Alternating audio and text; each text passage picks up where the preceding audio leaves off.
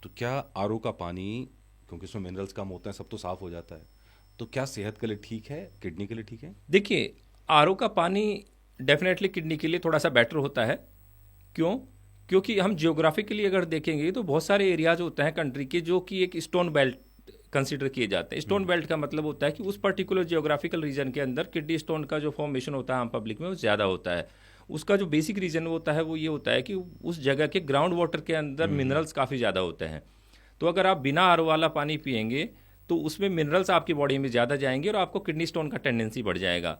तो जो आर का वाटर होता है वो उसको कहीं ना कहीं थोड़ा बैलेंस कर देता है, एक्स्ट्रा मिनरल्स को सेपरेट कर देता है, जिससे कि हमें अपनी बॉडी के नीड के अकॉर्डिंग लिमिटेड मिनरल्स मिल पाएँ। तो उससे किडनी स्टोन का रिस्क डेफिनेटली कम हो जाता है। किडनी स्टोन का रिस्क, लेकिन वो आपने जो कहा कि कौन से ऐसे एरिया हैं जहाँ ये रिस्क ज़्यादा है? जैसे नोएडा को कंसीडर करें तो नोएडा एक स्टोन बेल्ट में आता है।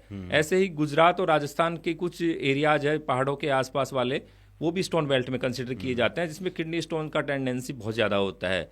कई पेशेंट हमारे पास रूटीनली ऐसे आते हैं जिनको 4 बार 5 बार किडनी स्टोन का सर्जरी हो चुका है, और वो हर 6 महीने या 1 साल के अंदर किडनी स्टोन बनाते रहते हैं और उनका यूरिन के थ्रू स्टोन पास होता रहता है।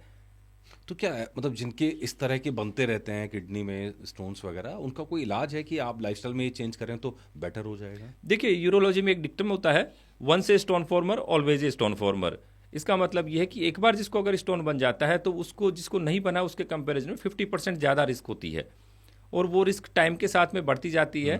तो इसके लिए बहुत ज़रूरी होता है कि हम कुछ डाइटरी मॉडिफिकेशंस करें। तो डाइटरी मॉडिफिकेशंस में सबसे जो इंपॉर्टेंट चीज़ होती है वो होती है वेल हाइड्रेशन। बिकॉज जितना आप वाटर इनटेक करेंगे तो यूरिन के अंदर जो भी आपके मिनरल्स हैं या जो कचरा है या वेस्ट प्रोडक्ट है उतना किडनी से इजीली फ्लश आउट होता रहेगा। और अगर आप वाटर इनटेक कम लेंगे या आप ऐसी जगह काम कर रहे हैं जहाँ पे वेदर हॉट है, ह्यूमिड है, आपका जो मैनुअल वर्क है वो ज़्यादा हो रहा है, तो उसमें वाटर कंजप्शन यूटिलाइज हो जाता है, तो यूरिन का क्वांटिटी जो होता है वो कम होता है या डार्क येलो होता है। इसका मतलब आप डिहाइड्रेटेड हैं। तो वाटर कंजम्पशन बढ़ाने से किडनी स्टोन का रिस्क डेफिनेटली कम किया जा सकता है। दूसरा जो रिस्क फैक्टर होता है किडनी स्टोन्स के लिए वो होता है ऑक्जेलेट कंटेनिंग फूड और हाई सॉल्ट वाले फूड। जैसे मैंने पहले भी बताया कि जो हाई सॉल्ट वाले फूड होते हैं जैसे चिप्स हुआ, नमकीन हुआ, इन सब चीज़ों में एक्स्ट्रा सॉल्ट बॉडी में जाता है, तो उनको अवॉइड करके और सॉल्ट का कंजप्शन हम लिमिटेड करके उसका रिस्क को कम कर सकते हैं। और तीसरा ऑक्जेलेट वाले फूड्स जैसे स्पिनेच हुआ, बीट्स रहा, नट्स रहे, sprouts, black T, black coffee, chocolates, तो इनका कंजम्पशन कम करके भी हम किडनी स्टोन का रिस्क कम कर सकते हैं। एक और मिथ है, मतलब मिथ है कि नहीं आप बताएंगे, लेकिन जो माना जाता है कि बियर खूब पिए तो भैया स्टोन चला जाता है। हाँ, बहुत ही कॉमन और अच्छा सवाल पूछा, क्योंकि आजकल मेरे पास हर दूसरा पेशेंट जो आता है जिसको कि 4 mm 5 mm का स्टोन होता है वो यही सवाल पूछता है कि सर हमने सुना है बियर पीने से निकल जाएगा, कि इन दवाओं के साथ हम बियर पी सकते हैं। तो मैं ये कहूँगा कि ये डेफिनेटली एक मिथ है, पर इसके पीछे कहीं ना कहीं एक ओल्ड लॉजिक भी छिपा हुआ है। बिकॉज बियर जब भी पीते हैं तो एक लॉट ऑफ वॉल्यूम बॉडी के अंदर जाता है लिक्विड का। 2 लीटर पानी पी लीजिए या 2 पॉइंट बियर के पी लीजिए, तो 2 लीटर फ्लूइड आपकी बॉडी में जा रहा है, तो वो डायूरेसिस करता है, यूरिन का जो वॉल्यूम होता है वो बढ़ाता है, तो जिससे स्टोन का किडनी से स्लिप आउट होकर यूरेटर से पास होने का पॉसिबिलिटी थोड़ा बढ़ जाता है। पर वो पर्सन टू पर्सन वेरी करता है। अगर किसी का स्टोन बड़ा है और यूरेटर का साइज छोटा है तो वो स्टोन उसमें स्टक हो जाएगा, और वो जो भी एक्स्ट्रा यूरिन बना है वो सारा किडनी के अंदर जमा होकर किडनी में हाइड्रोनेफ्रोसिस क्रिएट करेगा और पेशेंट को पेन का टेंडेंसी बढ़ जाएगा, या इंटरनल जो किडनी को डैमेज होता है उसका रिस्क बढ़ जाता है। तो इसलिए बियर और बहुत ही एक्सेसिव वाटर इनटेक जो होता है वो डेफिनेटली अवॉइड किया जाता है। हाँ, रिलेटिवली आपको हायर साइड वाटर इनटेक करना है, वो भी ग्रेजुअल। ये बिंज ड्रिंकिंग होती है वो हमेशा किडनी के लिए डेंजरस हो तो सकती है। बिंज ड्रिंकिंग क्या है, मतलब कितना माना बिंज ड्रिंकिंग जैसे लोग 4 लीटर 5 लीटर पानी पी रहे हैं, स्पेशली जब पेन हो रहा है कि आज स्टोन डायग्नोज हो गया, आप 4 लीटर 5 लीटर पानी पीना स्टार्ट कर देते हैं, तो वो जो ड्रिंकिंग होती है चाहे बियर की हो या पानी की, वो किडनी के लिए कई बार डेंजरस हो जाती है। क्योंकि स्टोन स्नगली अगर टाइट हो गया, फिक्स हो गया है यूरेटर में, तो पीछे जो भी यूरिन बन रहा है वो यूरिन को जाने की जगह नहीं है, तो पेशेंट को जो कॉली की पेन होता है वो बहुत सीवियर होता है और वो परसिस्टेंट होता रहेगा, क्योंकि जब तक यूरिन पास नहीं होगा जब तक वो पेन उनको होता रहेगा। मैंने मैंने बड़ा मजेदार सा अचानक से मेरे दिमाग में ध्यान आया, मैंने न्यूज़ पढ़ी हुई है कि ज़्यादा पानी पीने से ही मौत हुई। देखिए, ऐसा तो नहीं है, ज़्यादा पानी पीने से मौत नहीं होती। जैसे मैंने आपको कहा कि किडनी का एक इंपॉर्टेंट फंक्शन होता है फ्लूइड को बैलेंस करना।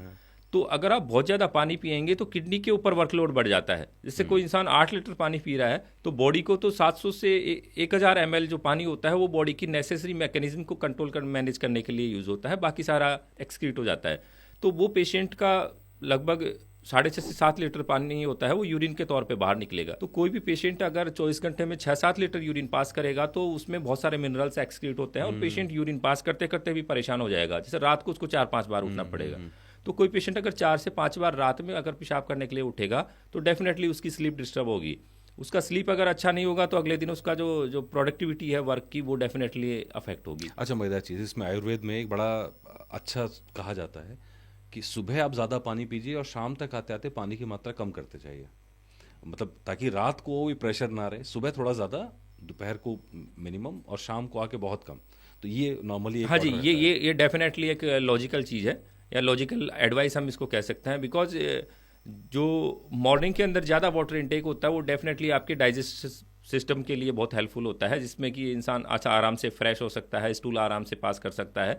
और उसके बाद बहुत सारे लोग अपनी दैनिक दिनचर्या के अंदर वॉकिंग जॉगिंग ये सब भी इन्वॉल्व करते हैं, तो उन सब के लिए भी वाटर की ज़रूरत होती है। थ्रू आउट द डे जैसे जैसे दिन पास होता है इंसान का जो फिजिकल एक्टिविटी लेवल धीरे ग्रेजुअली बढ़ता है, शाम आते आते वो कम हो जाता है। तो जब शाम को या रात को फिजिकल एक्टिविटी कम हो जाती है तो बॉडी का जो डिमांड होता है वाटर का वो डेफिनेटली कम होता है, तो उस टाइम बहुत ज़्यादा पानी की ज़रूरत नहीं होती है। राइट। अच्छा, क्या हाई प्रोटीन डाइट और जिम सप्लीमेंट्स जो आजकल खूब चल रहे हैं, क्या वो किडनी के लिए फायदेमंद है कि नुकसान पहुंचाते हैं? देखिए, extra protein intake healthy person में तो हार्मफुल बिल्कुल नहीं होते हैं, लेकिन अगर किसी पेशेंट को प्री एग्जिस्टिंग डिजीज जैसे डायबिटीज है, हाइपरटेंशन है या किडनी की कुछ डिजीज पहले से है या किसी को स्टोन फॉर्मेशन का टेंडेंसी है, उनके लिए काफ़ी हार्मफुल होते हैं। तो अगर आप एक एक्सपर्ट गाइडेंस में एक्स्ट्रा प्रोटीन इनटेक ले रहे हैं टू मैनेज योर वर्कआउट और बॉडी बिल्डिंग के लिए, उतना तो जस्टिफाइबल है। लेकिन एक बिना गाइडेंस में एक्स्ट्रा प्रोटीन इनटेक ले रहे हैं तो वो कई बार हार्मफुल हो सकता है, स्पेशली जब आपके किडनीज का कोई रूटीन हेल्थ चेकअप नहीं हो रखा है या आपको डायबिटीज हाइपरटेंशन है, तो उस सिचुएशन में हाई प्रोटीन इनटेक डेंजरस हो सकता है। डेंजरस हो सकता है। इसी तरह नॉर्मल लाइफस्टाइल की अगर बात करें तो देसी घी है या हाई फैट प्रोडक्ट्स हैं, क्या इसका किडनी पे किस तरह का असर होता है? देखिए, देसी घी और जो हाई फैट प्रोडक्ट्स होते हैं वो किडनी को डायरेक्टली तो कोई ज़्यादा नुकसान नहीं पहुंचाते हैं, पर इनडायरेक्टली ये ज़्यादा नुकसान इसलिए पहुंचाते हैं कि इनके कारण कुछ डिसलिपिडेमिया हो जाता है, बैड कोलेस्ट्रॉल बढ़ जाता है, जिसके कारण कि हाइपरटेंशन का रिस्क बढ़ जाता है। तो हाइपरटेंशन का रिस्क बढ़ने के कारण इनडायरेक्टली किडनी डैमेज की पॉसिबिलिटी बढ़ जाती है। डायरेक्टली इसका कोई लेना देना नहीं। डायरेक्टली बहुत ज़्यादा नुकसान नहीं इसी करता। तरह एनर्जी ड्रिंक्स आजकल खूब चले पड़े हैं, तो एनर्जी ड्रिंक्स का क्या इम्पैक्ट होता है किडनी पे? देखिए, एनर्जी ड्रिंक्स का भी डायरेक्ट तो कोई नुकसान नहीं रहता है, पर इनडायरेक्टली वो ब्लड शुगर्स को इम्बैलेंस करते हैं, क्योंकि वो एक शुगर का पैकेट ही होता है। बहुत ज़्यादा क्वांटिटी में उनमें ब्लड शुगर्स रहते हैं जो कि प्री एग्जिस्टिंग अगर कोई डायबिटिक पेशेंट है उनके शुगर्स को काफ़ी बढ़ा देते हैं जी। और जैसे मैंने कहा कि डायबिटीज़ भी एक इंपॉर्टेंट डिजीज़ है जो किडनी डैमेज को बढ़ाती है। तो अगर शॉर्ट में कहूँ तो बहुत सारी ये जो एनर्जी ड्रिंक हो गए तो ये भी किडनी के लिए सेफ कंसीडर नहीं करेंगे, भले ही से इनडायरेक्ट डैमेज हो, लेकिन ये सेफ नहीं है किडनी। सेफ नहीं है। तो मतलब कुल मिलाकर जो एक हेल्दी लाइफस्टाइल होती है, उस हेल्दी लाइफस्टाइल के लिए सुबह से लेकर शाम तक की आप क्या सलाह देते हैं? एकदम सिंपल, अगर हम सिंपल भाषा में आम लोगों के लिए कहें, किडनी स्वस्थ रहेगी तो आप स्वस्थ रहोगे, बॉडी का बैलेंस बना रहेगा। हम तो देख रहे हैं हड्डी की कमजोरी तक उससे जुड़ी हुई है, तो क्या एकदम हेल्दी लाइफस्टाइल यानी क्या? देखिए, किडनी की हेल्थ के लिए सबसे इंपॉर्टेंट है वेल हाइड्रेशन। तो किसी भी इंसान को या पुरुष हो या औरत एक अच्छी क्वांटिटी में वाटर इनटेक रहना चाहिए। अब सवाल आता है कि सब कितना हाइड्रेशन होना चाहिए, तो 2.5 टू 3.5 लीटर्स ऑफ वाटर जो होता है वो इनफ होता है। फीमेल्स का चूंकि बॉडी वेट या जिसको बोन मास बोलते हैं वो थोड़ा सा कम होता है मेल के कंपैरिजन में, तो फीमेल्स अगर 2.5 टू 3 लीटर ले रहे हैं तो भी मोर देन इनफ है। मेल्स अगर 3 टू 3.5 लीटर ले रहे हैं तो अच्छा है। पर इसमें जो दूसरा जो फैक्टर है वो भी इम्पोर्टेंट है कि आप किस जगह काम कर रहे हैं, कितना आपका दिनचर्या में चलना वॉक करना, आप अगर कोई वर्कआउट कर रहे हैं तो उसी के अकॉर्डिंग आपको एक्स्ट्रा वाटर इनटेक का कंजम्पशन का जरूरत होता है। इसी तरह फीमेल्स में अगर आपके प्रेगनेंसी स्टेज है या बच्चे को फीड करा रहे हैं तो आपका बॉडी का जो वाटर इनटेक का जो नीड होता है वो बढ़ जाता है। सेकंड चीज़ आती है कि आपको बैलेंस डाइट लेनी है। बैलेंस डाइट का मतलब है कि उसमें आपके डाइट में फ्रूट्स भी होने चाहिए, वेजिटेबल्स भी होनी चाहिए, और किसी को अगर किडनी स्टोन का टेंडेंसी है तो जो किडनी स्टोन जनरेट करने वाले जो फूड होते हैं ऑक्सिलेट रिच फूड, वो रिलेटिवली आपको अवॉइड करने चाहिए। हाई सॉल्ट वाले फूड है वो आपको अवॉइड करने चाहिए। और डेफिनेटली आपको 30 टू 40 मिनट्स जो एक्सरसाइज होती है जो बॉडी के लिए हेल्दी होती है वो डेफिनेटली आपको फॉलो करना चाहिए। वो फॉलो करना चाहिए और एडिक्वेट स्लीप लेनी चाहिए। अच्छा, इसमें एक चीज़ और मैं जानना चाह रहा हूँ कि नॉर्मली एक बड़ा लोगों के अंदर मिथ है इस बात को लेके कि 3.5 लीटर फ्लूइड की जब बात करते हैं तो 3.5 लीटर पानी, या मान लीजिए कोई इंसान दूध ले रहा है 2 गिलास, तो क्या हम उसको आधा लीटर पानी में शामिल करें, या चाय पी रहा है उसको शामिल करें? हाँ जी, तो मैं डेफिनेटली। यही मैं जानना चाह रहा हूँ, आम लोगों में ये भ्रांति है कि भाई पानी यानी पानी, मतलब लिक्विड उसमें शामिल नहीं करते हैं, बाकी अगर वो लिक्विड ले रहे हैं और शिकंजी ले ली तो पानी नहीं है। तो क्या ये इस चीज़ को थोड़ा आप क्लियर करें। हाँ जी, लिक्विड किसी भी फॉर्म में हो, वो अल्टीमेटली एक्सक्रीट किडनी से ही होना है। तो अगर आप 1 गिलास या 2 गिलास दूध ले रहे हैं, या चाय ले रहे हैं, या लेमन वाटर ले रहे हैं, या शिकंजी ले रहे हैं, तो डेफिनेटली वो जो क्वांटिटी या फ्लूइड की 3 to 3.5 लीटर्स, उसमें उसको कंसिडर किया जा सकता है।